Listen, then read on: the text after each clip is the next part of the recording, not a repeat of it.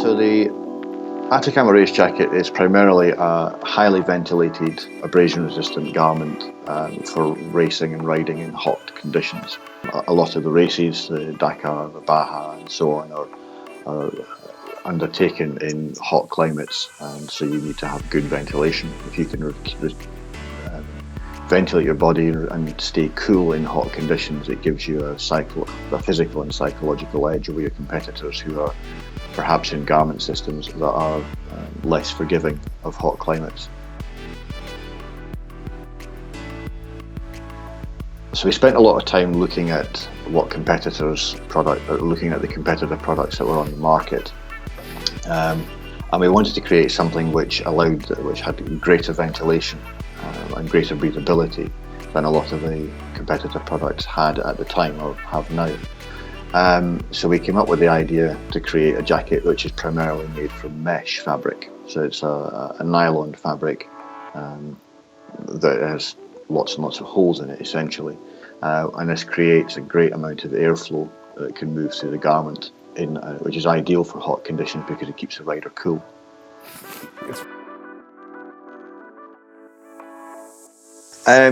So the challenges we had for this jacket was primarily trying to figure out a way of increasing the amount of ventilation that the jacket has, but also maintaining a high degree of strength and integrity for the garment for the hopefully unlikely but usually inevitable situation where the rider is going to take a spill. And so we searched around and looked for suitable fabrics which would give both the ventilation and the strength, and the material that we've primarily chosen for the main body of the garment is actually a mesh, which is this is sort of from my outdoor background. I know as being a military specification mesh, one that a lot of militaries use for personal load carriage equipment.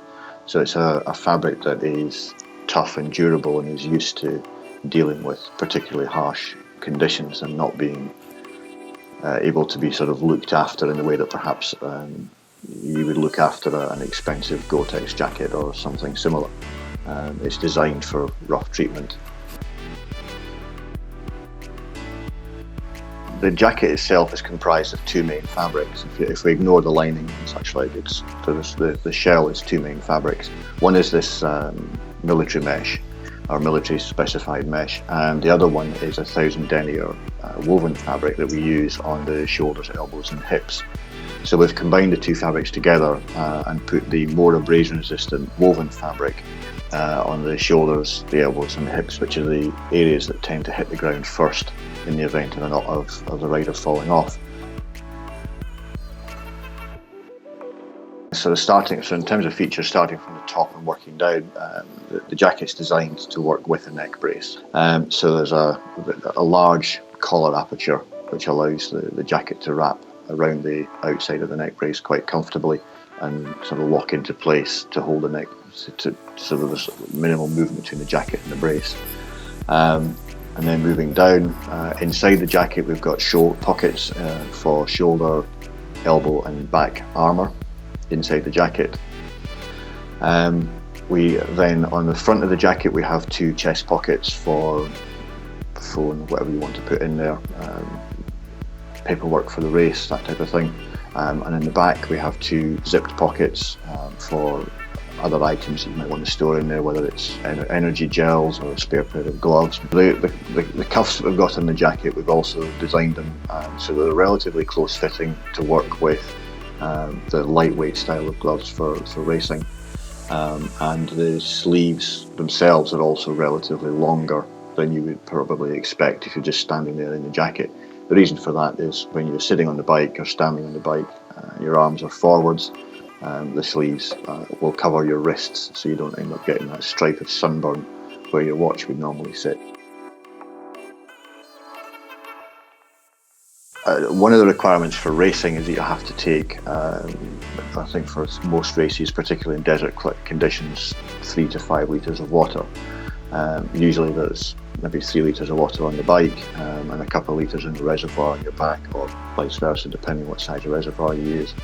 The jacket has a reasonable amount of volume in the back panel to allow you to wear a hydration reservoir in a small rucksack underneath the jacket. Again, that's primarily so that the race bib can be seen and you're not wearing a rucksack over the race bib.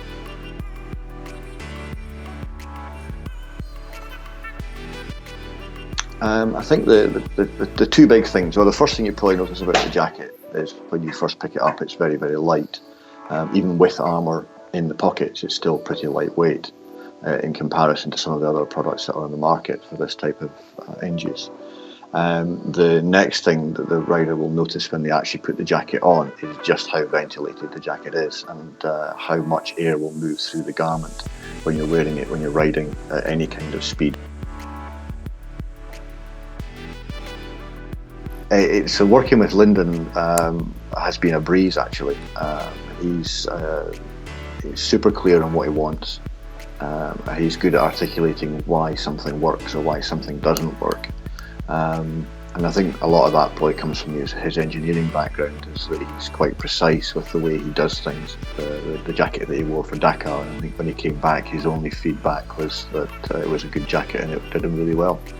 And despite the fact I think he crashed in it 4 or so times, the jacket has got scuff marks on it, but it's still rideable, still usable. What a wash.